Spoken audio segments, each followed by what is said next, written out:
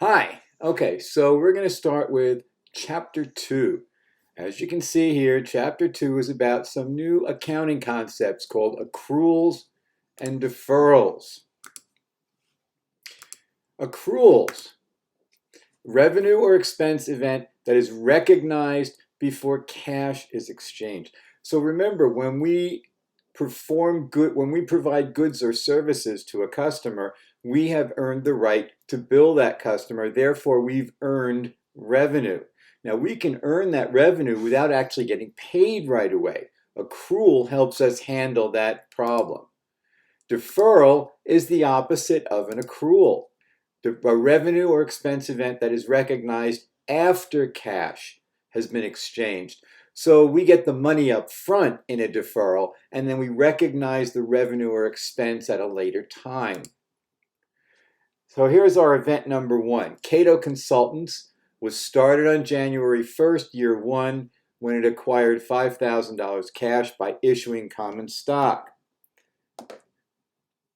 We know this as an asset source. We've seen this transaction before, right? Cash goes up and common stock goes up. Event number 2, during year 1, oh, by the way, the hat, I've been watching Yellowstone and on Amazon Prime, and in a nutshell, it's a story about a Montana rancher, and everybody's wearing hats, cowboy hats. And my wife and I have been binging this show. We've watched 2 seasons in like a week. So, cowboy hat. All right, during year 1, Cato Consultants provided $84,000 of consulting services to its clients, but has not yet collected any cash. So this is an example of an accrual. Excuse me one second. Why is it an accrual? Well, we provided services to the tune of 84 grand, but we haven't been paid yet. So how do we record an accrual? Well, obviously we have to recognize the revenue, and we recognize revenue by increasing the revenue account. Now, the other side of that is going to be a new asset called accounts receivable. I like to think of it as I haven't received the cash yet. So accounts receivable, the asset goes up by 84 grand and revenue goes up by 84 grand. So we've now recognized the revenue even though we haven't been paid yet. Now, at some point in the hopefully near future, if it's your business, Cato collected $60,000 cash from customers in partial settlement of accounts receivable. So what that means is some of those accounts that didn't pay before are now paying. So since we received cash, that's going to go up 60 grand. And because it's against invoices that have been sent, accounts receivable goes down by 60,000. So what do we call it when one asset goes up, another asset goes down? Asset exchange. So this is another type of asset exchange transaction. And of course, on the statement of cash flow, since we received cash, we have an operating activity. At the end of year 1, Cato recorded accrued salary expense of $6,000. The salary expenses for courses the instructor taught in year 1, Cato will pay cash for in year 2. We're going to go ahead to this slide and discuss accrued salaries. So what happens here, let's say that the employees worked on Monday through Wednesday of this week, and payday is Friday. Where do we record the expense of their salaries for Monday, Tuesday, and Wednesday? Do we record it in year 1 or in year 2 when it gets paid? Well, because of the matching principle, which you'll remember from last chapter, the matching principle says recognize revenue in the period in which it's incurred. So we recognize these expenses in year 1, even though they're not going to get paid until payday in year 2. That's an accrued salary. Cato signed contracts for $42,000 of consulting services to be performed in year 2. Well, the question here is, has anything happened other than signing a contract? We haven't done anything, so we haven't earned any revenue. We don't have any expenses. So there's nothing going on here. Does not affect the financial statements because nothing happened yet. Revenue is recognized for work actually completed, not things that we say we're going to do. What happens if the client says a week or 2 from now, we're going out of business for canceling the contract? We have no contract, we do no work. So here is an income statement for year 1. We had consulting revenue of $84,000, salaries expense of $16,000, advertising expense of $2,000. So we have a net income of $66,000. Pretty good on $84,000 in revenue. And remember, financial statement, Cato Consultants, name of the company, income statement, name of the report, and income statements are for a period of time. In this case, again, the ending December 31st, year 1. Now we go to this statement of changes, which tells us what's the change in the investment activity of the company. Well, the statement of changes, again, is for a period of time. So for the year ended, just like up here, December 31st, year 1. And you'll remember that the statement of changes in stockholders' equity has 2 sections. Section number 1 is common stock. Well, in this case, we issued an additional $5,000 of common stock. So, ending common stock, $5,000. Then we go to the retained earnings section. Since this was the first year of the company, no retained earnings are brought forward. However, we did have net income of $66,000. So we're going to plop that down here. We didn't pay any dividends this year. So our ending retained earnings are $66,000. Total stockholders' equity is $66,000 plus $5,000, or $71,000. So the investors made some money this year. On the balance sheet side, cash ended at $53,000. We have accounts receivable of $24,000, because remember, we billed $84,000 of services that we rendered, but we only got paid $60,000. So there's still $24,000 owed to us. So total assets are $77,000. We have a $6,000 salary payable liability. And then we're bringing down from the statement of changes, $5,000 in common stock, $66,000 in retained earnings, $71,000 of total stockholders' equity. So total liabilities and stockholders' equity are $77,000. Assets are $77,000. Our balance sheet balances. And remember, the balance sheet is as of a particular day. It is not for a period of time. Finally, we're going to look at the statement of cash flows. Now, the statement of cash flows says, let's see, we had $60,000 of cash receipts from customers. We paid $10,000 of salary expense. Remember, salaries were $16,000, but we accrued $6,000 of that. And then we had $2,000 of advertising expense. So net cash flows from operating activities was $48,000. We did no investing in the first year, but we did do one financing activity. We sold common stock. So common stock went up by $5,000. Whoops. So net change in cash was a positive inflow of $48,000 from operating activities, $5,000 from financing, a total net change in cash of $53,000. There was no beginning balance because this again was the first year. So ending cash balance is $53,000. And of course, you remember we saw the same thing on the balance sheet. Again, the balance sheet gives us the ending balance.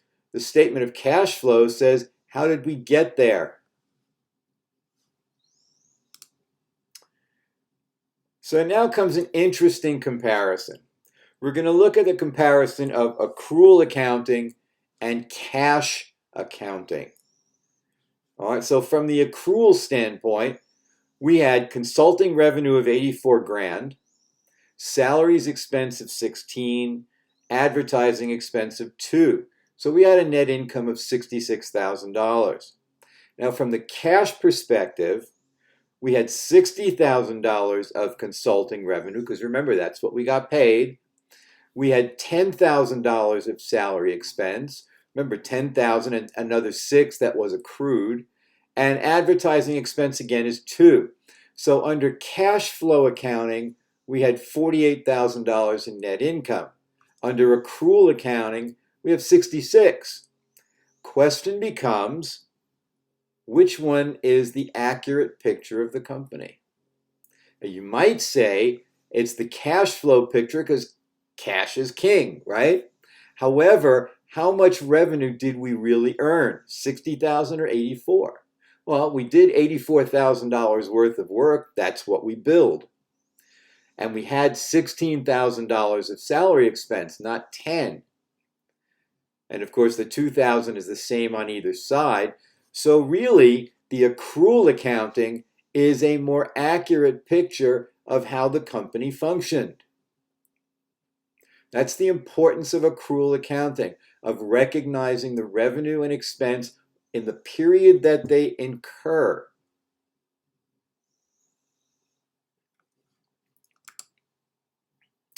Now, of course, we talked a little bit about this last time. There are temporary accounts and permanent accounts. The reason being that there are statements that are for a period of time. So on the statements that are for a period of time, there has to be a beginning and ending of counting for those accounts. And then something has to happen to start them over for the new period. That's what we call closing. Now, the temporary accounts are revenue, expenses, and dividends. The permanent accounts are the balance sheet accounts. Assets, liabilities, and stockholders' equity. And during the closing process, we empty out revenue, expenses, and dividends and put them into retained earnings.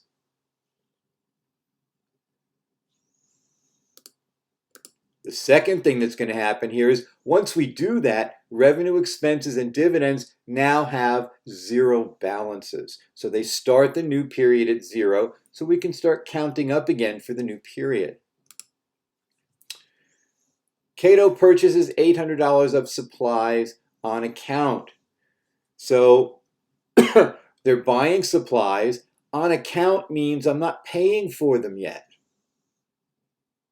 They're on a credit card. So supplies, the asset goes up by $800. And we have a new liability, accounts payable, $800 for supplies. Now, we look at supplies at the end of the year, because if you remember, there's no expense here for supplies. Supplies is an asset. What's going to happen is we're going to use some of that asset to create revenue. When we use the asset, it turns into an expense.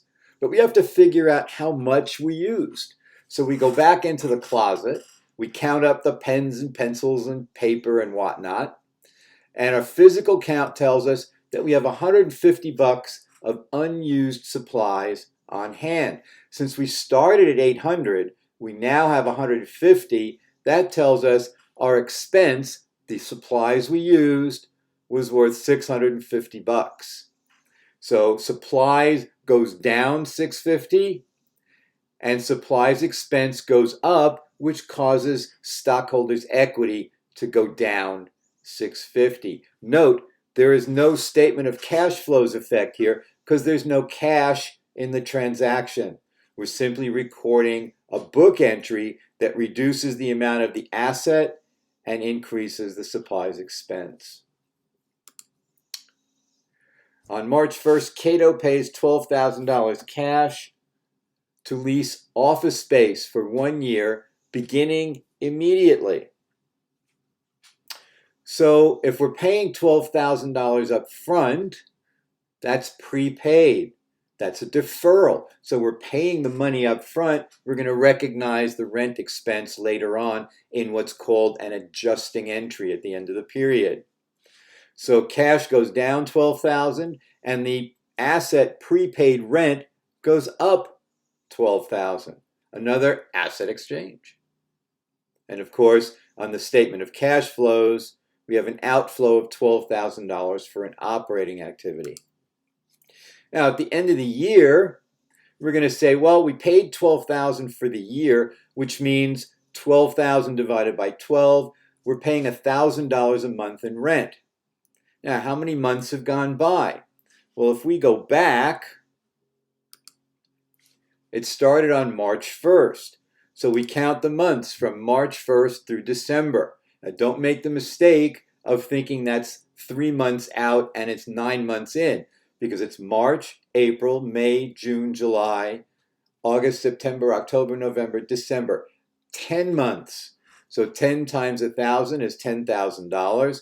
So we had $10,000 of rent expense that we need to record. This is an adjusting entry.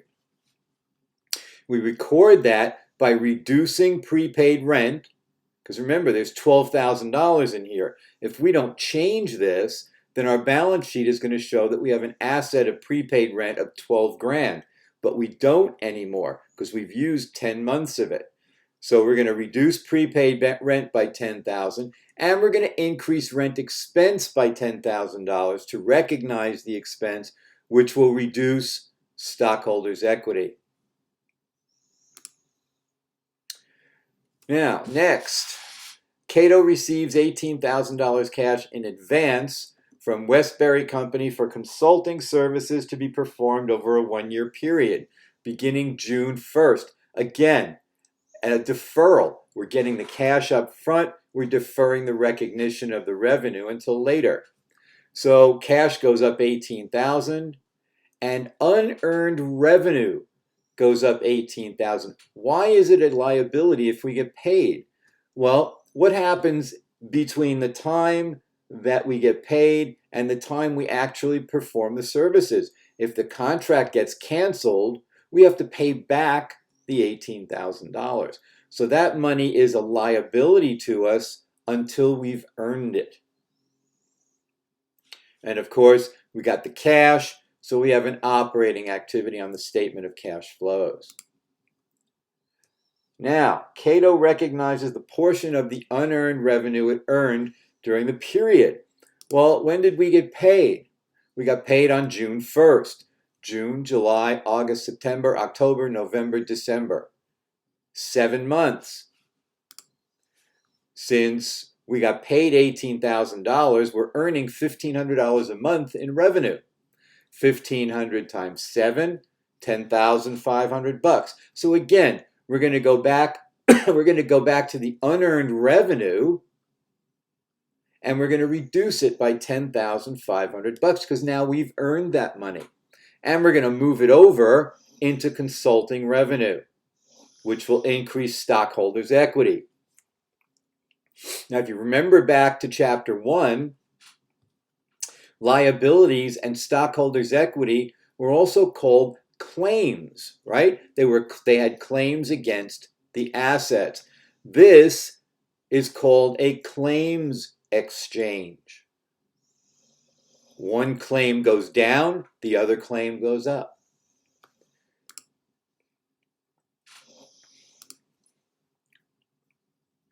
So here are our financial statements for year 2. We had, now notice net income went from $66,000 to $39,250.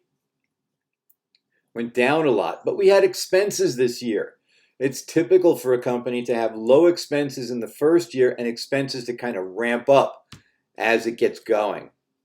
We look at the statement of changes in stockholders' equity. We're taking that $39,250 and moving that down here. It's now the net goes into the retained earnings section of the statement of changes. The ending common stock from year 1 becomes beginning common stock for year 2. Ending retained earnings for year 1 becomes beginning retained earnings for year 2. And of course, it's the statement of changes. So we've got ending retained earnings, ending common stock, and they both go into the stockholders' equity section of the balance sheet. And of course, they're showing us the cash $9,300 ending balance in year 2 is also matching with the statement of cash flows for year 2. And that takes us to the end of our discussion for Chapter 2. I've had several phone calls from students, people in your classroom, and we've had some good conversations. I've helped them through some homework problems, and we've gone through some tips to get through the course. I encourage you to contact me if you have any questions. Otherwise, that's it.